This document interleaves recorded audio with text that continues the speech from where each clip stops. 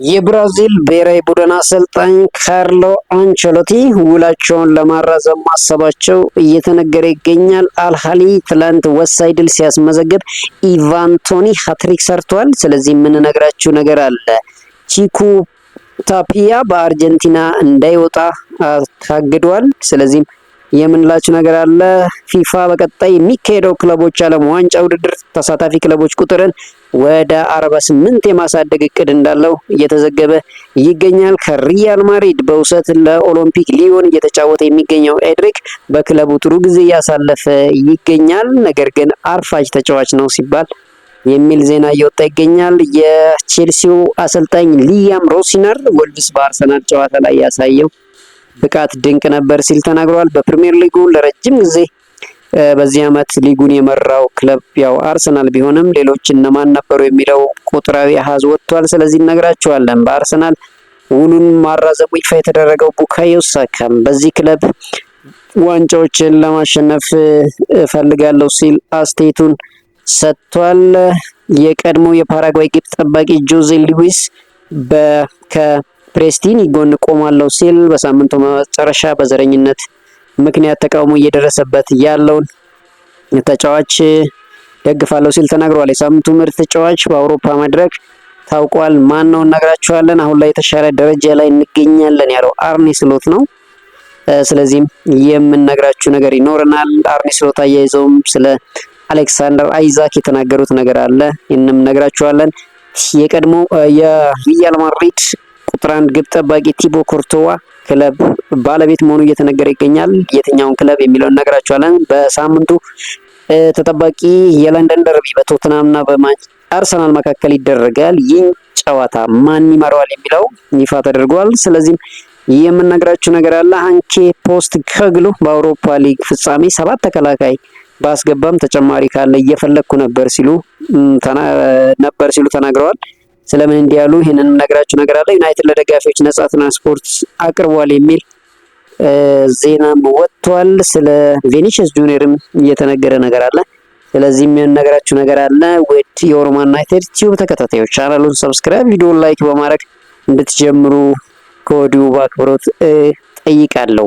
ጣሊያናዊ አሰልጣኝ ካርሎ አንቸሎቲ በብራዚል ብሔራዊ ቡድን አሰልጣኝነት ደስተኛ መሆናቸው ገልጸዋል። በብራዚል ብሔራዊ ቡድን ያለኝን ውል ለ4 ዓመታት ለማራዘም አስቤያለሁ ሲሉ አሰልጣኝ ካርሊቶ ተናግረዋል። አክለውም አዲሱን ስራ በጣም ወድጄዋለሁ ሲሉ በኃላፊነቱ ደስተኛ መሆናቸውን ተናግረዋል። የብራዚል እግር ኳስ ፌዴሬሽን ካርሎ አንቸሎቲ ኮንትራት ለማራዘም እየሰራ ስለመሆኑ ከዚህ በፊት ተዘግቦ እንደነበር ይታወቃል። በሳውዲ አረቢያ ሊግ አልሃሊ ከአልናጂም ያደረገውን ጨዋታ 4-1 በማሸነፍ ነጥቡን ከአልሂላል ጋር እኩል አድርሷል። በጨዋታው ኢቫን ቶኒ 3 ጎሎችን በማስቆጠር ሃትሪክ ሲሰራ ቀሪውን ግብ ኢዶዋ ከመረብ ማሳረፍ ችሏል። እንግሊዛዊ አጥቂ ኢቫን ቶኒ የሊግ ግቦቹን 23 በማድረስ ኮከብ ግብ አግቢነቱን እየመራ ይገኛል።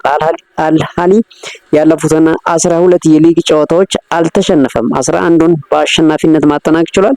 በሌላ በኩል አልኢትፋቅ አልፋቲን 4-3 ሲያሸንፍ አልሪያድ አልኮዱድን 2-0 ማሸነፍ ችሏል። አልሂላል በ53 ነጥብ ሁለተኛ ደረጃ ላይ መቀመጥ ችሏል።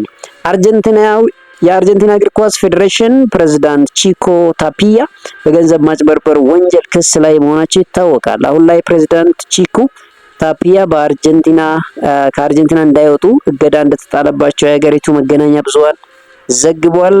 ፕሬዝዳንቱ በ19 ቢሊዮን ዶላር የሚገመት ገንዘብ ህጋዊ አስመስሎ በማቅረብ ወንጀል መከሳቸው ተነግሯል። ቺኮ ታፒያ በዚህ ጉዳይ በቅርቡ ፍርድ ቤት እንደሚቀርቡ እየተዘገበ ይገኛል። ፊፋ በቀጣይ የሚካሄደው የክለቦች ዓለም ዋንጫ ውድድር የተሳታፊ ክለቦች ቁጥርን ወደ 48 የማድረስ እቅድ እንዳለው ሲገለጽ ነበር። አሁን ላይ የአውሮፓ እግር ኳስ ማህበር የፊፋ እቅድ ማጽደቁን ጋርዲያን አስነብበዋል። ተሳታፊ ክለቦች ቁጥር መጨመሩ ለአፍሪካ ክለቦች ጥሩ እድል ይዞ ይመጣል ተብሎ ታምኖበታል። ፊፋ ቁጥሩን የሚያሳድግ ከሆነ አፍሪካ የሚኖራት ተሳታፊ ኮታ ወደ 7 ሊያድግ እንደሚችል ተነግሯል። በሌላ በኩል በውድድሩ የአውሮፓ ክለቦች ቁጥር ወደ 16 ሊያድግ የሚችልበት ሁኔታ ተፈጥሯል። ከሪያል ማድሪድ በውሰት ኦሎምፒክ ሊዮንን የተቀላቀለው ኢንሪክ በክለቡ ጥሩ ጊዜ እያሳለፈ ይገኛል። ተጫዋቹ በመጀመሪያ ወር የኦሎምፒክ ሊዮን እና የፈረንሳይ ሊግ የወሩ ምርጥ ተጫዋች በመባል ተመርጧል። ኤንድሪክ ሜዳ ላይ ከሚያሳየው ጥሩ እንቅስቃሴ በተጨማሪ የሚያረፍዱ ተጫዋቾችንም ይከታተላል ተብሏል። የ18 ዓመቱ ኤንድሪክ አርፍደው የመጡ የቡድን አጋሮቹ 100 ዩሮ የቅጣት ክፍያን ይጠይቃቸዋል። የተጫዋቹ በኦሎምፒክ ሊዮን መገኘት መልበሻ ቤቱ ውስጥ ጥሩ ድባብ እንደፈጠረላቸው ተገልጿል። ኦሎምፒክ ሊዮን ኤንድሪክ ካስፈረመ ወዲህ የማህበራዊ ሚዲያ ተከታዮቻቸው ከፍተኛ ቁጥር መጨመሩም ተዘግቧል። የቼልሲው አሰልጣኝ ሊያም ሮሲነር የወልቭስ እንቅስቃሴ የፕሪሚየር ሊጉን ጥንካሬ ያረጋገጠ ነው ሲሉ ተደምጠዋል። ወልቭስ በአርሰናል ጨዋታ ልዩ ነበር ያሉት ሊያም ሮሲነር ይሄ ጠንካራ ሊግ ነው፣ የትኛውም ክለብ ማንንም ማሸነፍ ይችላል ብለዋል። አክለው እኛ በራሳችን አቋም ላይ ማተኮር አለብን፣ ወልቭስም በርንሌም ወይም ማንቸስተር ሲቲ ቢሆን ወጥ አቋም ማሳየት እወዳለሁ ሲሉ ገልጸዋል። ሊያም ሮሲነር ስለ ዘረኝነት በሰጡት አስተያየት በእግር ኳስ ውስጥ በዘረኝነት ጥፋተኛ የተባለ ሰው ወደ ጨዋታ መመለስ የለበትም ሲሉ ተናግረዋል። ከፍተኛ ፉክክር በሚደረግበት የእንግሊዝ ፕሪሚየር ሊግ አሁንም በአጓጉነቱ ቀጥሏል። አርሰናል አሁንም በሊጉ አናት ላይ ሲቀመጥ ማንቸስተር ሲቲ እንዲሁም አስቶን ቪላ እየተከተሉት ይገኛሉ። የማይክል አርቴታ ቡድን አርሰናል በዚህ ዓመት ሊጉን ለበርካታ ቀናት የመራው ቡድን ነው። መድፈኞቹ ፕሪሚየር ሊጉን ለ147 ቀናት ያህል መርተዋል። በእነሱም በመቀጠል ሊቨርፑል 34 ቀናት መርተዋል። ማንቸስተር ሲቲ 6 ቀናት፣ ቼልሲ ለ2 ቀናት ፕሪሚየር ሊጉን የመሩ ክለቦች ናቸው። የመድፈኞቹ የፊት መስመር ተሰላፊ ቡካዮ ሳካ በአርሰናል ቤት ውሉን ለተጨማሪ ዓመት ማራዘሙ ይፋ ተደርጓል። እንግሊዛዊ ተጫዋች ቡካዮ ሳካ ውሉን ለተጨማሪ 5 ዓመታት አራዝሟል። ቡካዮ ሳካ በአዲሱ ውል መሰረት የክለቡ ከፍተኛ ተከፋይ ተጫዋች መሆን ተዘግቧል። ሳካ በሳምንቱ 300,000 ፓውንድ እንደሚያገኝ ተነግሯል። በአርሰናል ውሉን ያራዘሙ ቡካዮ ሳካ በጣም ተደስቻለሁ ሲል ከፊርማው በኋላ አስተያየቱን ሰጥቷል። በክለቡ ለመቆየት መወሰኑ ቀላል ውሳኔ እንደነበር የገለጸው ቡካዮ ሳካ እዚህ ሁሉንም ነገር እንደማሸነፍ ተስፋ አድርጋለሁ ሲል ተናግሯል። ቀጣይ ጥቂት ዓመታት ወሳኝ እንደሚሆን የገለጸው ቡካዮ ሳካ ዋንጫዎቹን እናሸንፋለን እንዲሁም በክለቡ ታሪክ እንሰራለን ሲል ከፊርማው በኋላ አስተያየቱን ሰጥቷል። የቀድሞ የፓራጓይ ግብ ጠባቂ ጆዜ ሉዊስ ፒርፈርት ከቤንፊካ ተጫዋች ጃንሉካ ፕሬስቲያኒ ጎን እንደሚሆን ተናግረዋል። እኔ ከፕሬስቲያኒ ጎን ቆማለሁ ያለው ግብ ጠባቂው ቪኒሺየስ ሰዎችን ለማጥቃት ቀዳሚው ነው ሲል ተደምጧል። አክሎም ቪኒሺየስ ፕሬስቲያኒ ፈሪ እያለ ሲሰድበው ሰምተናል ያለ ሲሆን የመጀመሪያው ስድብ ከጥቁር ቪኒሺየስ ነው የመጣው ሲል ተናግሯል። የቀድሞ ተጫዋቹ አክሎም በዚህ ምክንያት ፕሬስቲያኒ ላይ ቅጣት እንዳይጣል ጠይቋል። የአውሮፓ ሻምፒዮንስ ሊግ ጥሎ ማለፍ ጨዋታ የሳምንቱ ምርጥ ተጫዋች ይፋ ሲደረግ የኒውካስሉ የፊት መስመር ተሰላፊ አንቶኒ ጎርደን የሳምንቱ ምርጥ ተጫዋች በመባል ተመርጧል። እንግዲህ አንቶኒ ጎርደን በኒውካስል ዩናይትድ ካራባህን 6-1 ሲያሸንፍ 4 ጎሎችን በመጀመሪያው አጋማሽ አስቆጥሯል። በዚህም ሪከርድ መጋራቱና ሪከርድ መያዙ መነገሩ ይታወሳል።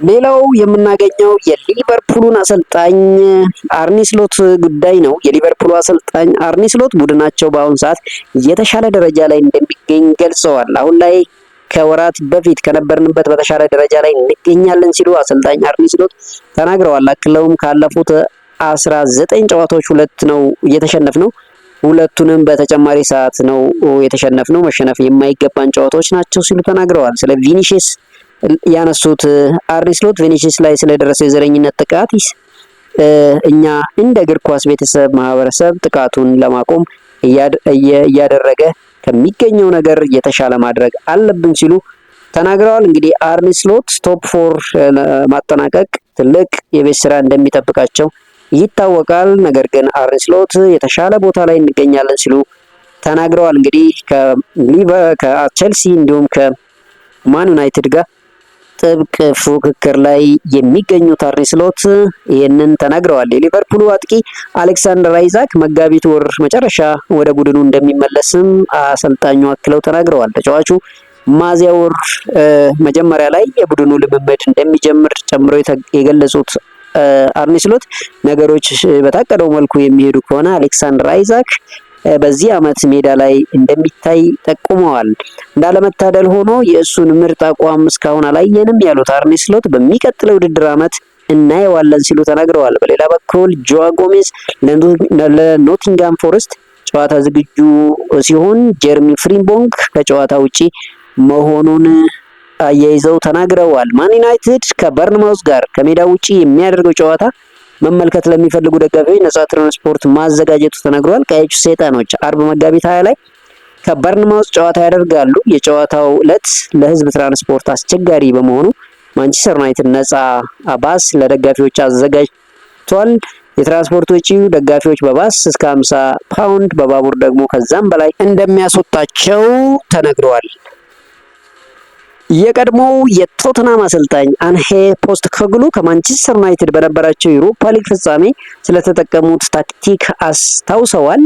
በጨዋታው መጠናቀቂያ ሜዳ ላይ በሰባት ተከላካይ እየተጫወትን ነበር ሲሉ አሰልጣኝ ፖስተኮግሉ ተናግረዋል። አክለውም ተጠባባቂ ወንበር ላይ ወደ ሜዳ የሚገባ ተጨማሪ ተከላካይ ካለ እያየውም ነበር ሲሉ ተናግረዋል። ብሩኖ ፈርናንዴስ በሜዳ ላይ ካለ ጎል ሊያስቆጥርብ ይችላል። ስለዚህ እሱን ለማቆም የሚቻለኝን ሁሉ ሳደርግ ነበር ሲሉ ተናግረዋል። ስለ ኖቲንጋም ፎረስት ስራ የተጠየቁት ያነሱት አንሄ ፖስተኮግሉ ወደዛ የሄድኩበት የማይረባ ውሳኔ ነበር ሲሉ ተናግረዋል። እንግዲህ ከቶትናም ስራ ከለቀቁ በኋላ አለ ስራ መቀመጥ ስላለመድኩኝ ከብዶኝ ነበር። በዚህም ምክንያት ውሳኔ ወስኛለሁ። ነገር ግን ወደ ኖቲንጋም ፎረስት የመሄድ ውሳኔ ስህተት ነበር ሲሉ ተናግረዋል። የሊጉ መሪ አርሰናል እና ቶትናም በሳምንቱ መጨረሻ ተጠባቂ መርሃ ግብራቸውን ያደርጋሉ።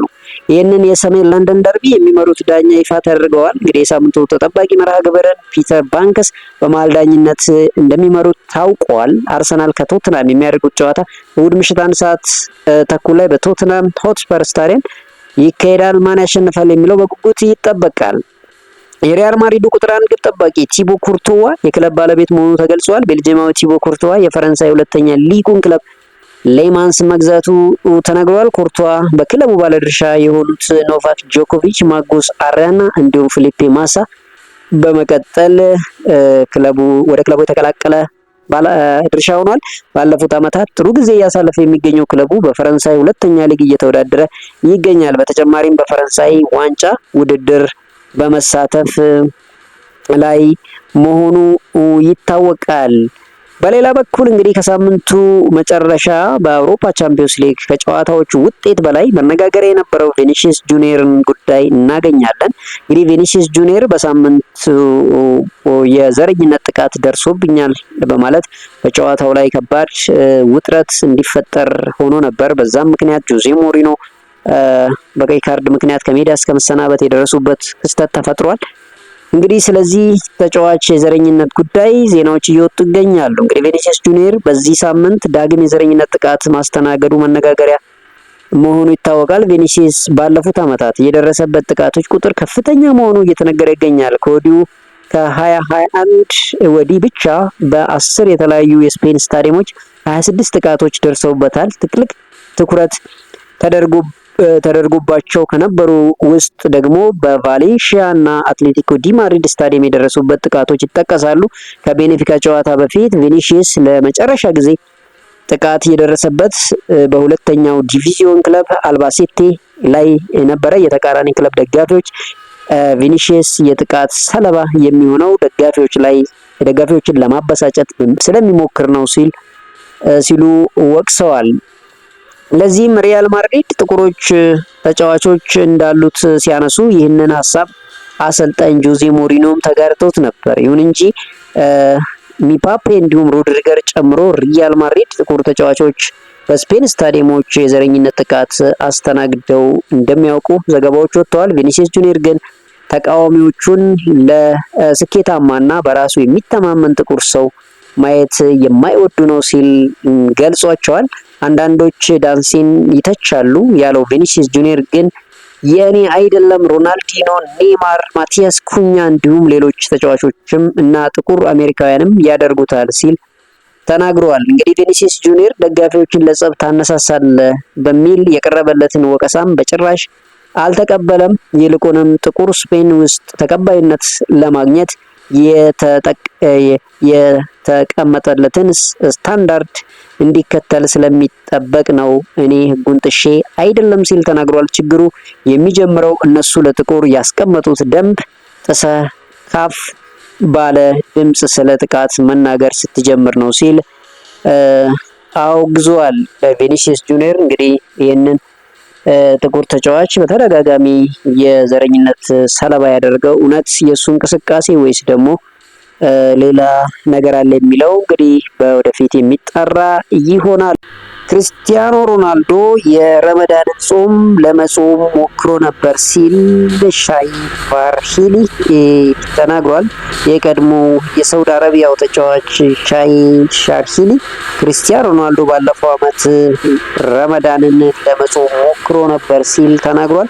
ሮናልዶ ባለፈው ዓመት የረመዳንን ጾም ስሜቱ ምን እንደሚመስል ለማየት ከአልናስር ተጫዋቾች ጋር ለመጾም ሞክሮ ነበር ሲል ተጫዋቹ አስተያየቱን ሰጥቷል። ክርስቲያኖ ሮናልዶ በወቅቱ ለ2 ቀናት ጾሙ ነበር ሲል ተጫዋቹ በሰጠው አስተያየት ተናግሯል። ክርስቲያኖ ሮናልዶ ለእስልምና እምነት ተከታዮች ለጾሙ መልካም ምኞቱን ሲገልጽ፣ ነገር ግን ስለ ጾሙ እስካሁን ምንም አልተናገረም። ወደ ማንቸስተር ዩናይትድ ቤት ስናልፍ የዩናይትዱ አሰልጣኝ ማይክል ካሪክ ለኔ የዩናይትድ አሰልጣኝ መሆን ትልቅ ክብር ነው ሲል አስተያየቱን ሰጥቷል። የማንቸስተር ዩናይትዱ አሰልጣኝ ማይክል ካሪክ በክለፉ ኃላፊነት ክብር እንደሚሰማው ተናግሯል። በኃላፊነት ቦታው መቀጠል ይፈልግ እንደሆነ የተጠየቀው ማይክል ካሪክ ትልቁ ህልሜ እሱ ነው ሲል ተናግሯል። በስራው በጣም እየተደሰትኩ ነው ያለው ማይክል ካሪክ የምናደርገውን ነገር እወደዋለሁ፣ እዚህ ቦታ ስለሆንኩ በጣም እድለኛ ነኝ በማለት ገልጿል። ወደዚህ የመጣሁት ስራ ለመስራት ነው ያለው ማይክል ካሪክ ቡድኑን ለመገንባትና ስኬታማ ለመሆን ነው ሲል ማይክል ካሪክ በማንቸስተር ዩናይትድ ስራ ደስተኛ መሆኑን ተናግሯል። ሌላ ወደ ማንቸስተር ዩናይትድ ቤት ስንሄድ ማንቸስተር ዩናይትድ በዚህ ዓመት በጣም ብዙ ጎል ሊሆኑ የሚችሉ ኳሶችን የግብ አግዳሚው የመለሰበት ክለብ መሆን ችሏል። እንግዲህ ማንቸስተር ዩናይትድ 18 የሚያክሉ ወደ ጎል የተሞከሩ ኳሶችን የግቡ አግዳሚ ብረት እንደመለሰበት ተነግሯል። ምናልባት ማንቸስተር ዩናይትድ እነኚህ ጎሎች ተቆጥረው ቢሆን በኦፕታ ግምት ማንቸስተር ዩናይትድ በዚህ ሰዓት 2ኛ ደረጃ ላይ እንደሚገኝ ይናገራል። በዚህ አናላይሲስ መሰረት ማንቸስተር ሲቲ ሊጉን በዚህ ሰዓት ይመራል ተብሎ ይሆን ነበር። ከዛ ማንቸስተር ዩናይትድ፣ አርሰናል 3ኛ ደረጃ ላይ፣ ቼልሲ፣ ሊቨርፑል፣ አስቶን ቪላ፣ ሰንደርላንድ እያለ ይቀጥላል። ወልቭስ በዚህም መጨረሻው ላይ እንደሚገኝ ይናገራል። እንግዲህ ማንቸስተር ዩናይትድ ወደ 55 የሚደርሱ ኳሶችን የግብ አግዳሚ እንደመለሰው ይናገራል። ማንቸስተር ሲቲም በዛው ልክ ብዙ ጎሎች የግብ አግዳሚ የመለሰበት ክለብ መሆኑ እየተነገረ ይገኛል። ማንቸስተር ዩናይትድ አሊሳንድሮ ባስቶኒን በክረምት ለማስፈረም ወደ ውድድሩ ይገባል ተብሎ ይጠበቃል። ነገር ግን የማንቸስተር ዩናይትድ የክረምት የዝውውር ሁኔታ በማንቸስተር ዩናይትድ ውጤት እንደሚወሰን እየተነገረ ይገኛል። ምናልባት ማንቸስተር ዩናይትድ በሻምፒዮንስ ሊግ ደረጃን ይዞ የሚያጠናቅቅ ከሆነ ማንቸስተር ዩናይትድ በጣም ትልቅ በጀት እንደሚበጅት ተነግሯል። ነገር ግን ማንቸስተር ዩናይትድ በቻምፒዮንስ ሊጉ የማይሳተፍ ከሆነ ተጫዋቾችን ማስፈረም ሳይሆን ለአሉትም ተጫዋቾች ደሞዝ ለመክፈል እንደሚቸገር ሁላ እየተነገረ ይገኛል። እነ ኤሊዮት አንደርሰንን ሁሉ የማስፈረም እድሉ በጣም ጠባብ ሊሆን እንደሚችል እየተነገረ ይገኛል። በሌላ በኩል ማንቸስተር ዩናይትድ በውሰት ለባርሴሎና የሰጠው ማርከስ ራሽፎርድን መፈለግ እንደሚፈልግ እየተዘገበ ይገኛል። ነገር ግን ማርከስ ራሽፎርድ ወደ ማንቸስተር ዩናይትድ መመለስ እንደማይፈልግ እና በባርሴሎና መቆየት እንደሚፈልግ ተናግሯል። በዚህም የተነሳ ማንቸስተር ዩናይትድ በጣም ቁጭት ላይ እንደገቡ እየተነገረ ይገኛል። ምክንያቱም ማንቸስተር ዩናይትድ ባርሴሎና ውል ላይ እስከ 30 ሚሊዮን ፓውንድ የመግዛት ውል አካቷል። ያ ማለት ባርሴሎና በቀላሉ ማርከስ ራሽፎርድን ሊገዛው እንደሚችል እየተነገረ ይገኛል። ማንቸስተር ዩናይትድ ማርከስ ራሽፎርድን ቢመልስ ምናልባት እስከ 50 ሚሊዮን ፓውንድ የመሸጥ እድል እንዳለው እየተዘገበ ይገኛል። ስለዚህ ማንቸስተር ዩናይትድ በማርከስ ራሽፎርድ ውሰቱን የመግዛት ግዴታ ማካተቱ ቁጭት እንደፈጠረበት እየተነገረ ይገኛል። አማድ ዲያሎ ስለ ማንቸስተር ዩናይትድ ቆይታው ተናግሯል። ማንቸስተር ዩናይትድ ቤት ልክ ወደ ዋናው ቡድን ስመጣ መጀመሪያ የተመለከትኩት ሰው ጁዋን ማታን ነው። ጁዋን ማታን ስመለከት በጣም ተደስቼ ነበር። ከዛ በኋላ ወደ መልበሻ ክፍል ስገባ እና ፖል ፖግባን የመሳሰሉ ትልልቅ ተጫዋቾችን አየው። ያለኔ ትልቅ ደስታን ፈጠረብኝ። ማንቸስተር ዩናይትድን በጣም ወዳለው ሲል ይናገራል። ኤሪክ ቤሊን ተመልክቻለሁ።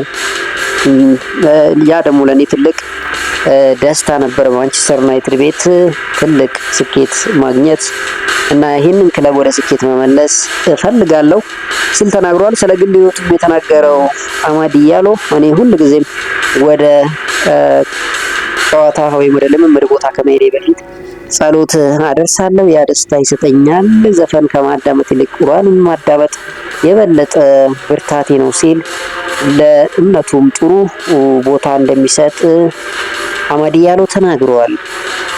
የቀድሞ የማንቸስተር ዩናይትድ ሌጀንድ ጋሪ ኔቭል 51ኛ ዓመቱን እያከበረ ይገኛል። የአሁኑ የእግር ኳስ ተንታኝ የቀድሞ የማንቸስተር ዩናይትድ ተጫዋች ጋሪ ኔቭል በማንቸስተር ዩናይትድ 602 ጨዋታዎችን አድርጎ 7 ጎሎችን አስቆጥሯል። 85 የእንግላንድ ካፕ ላይ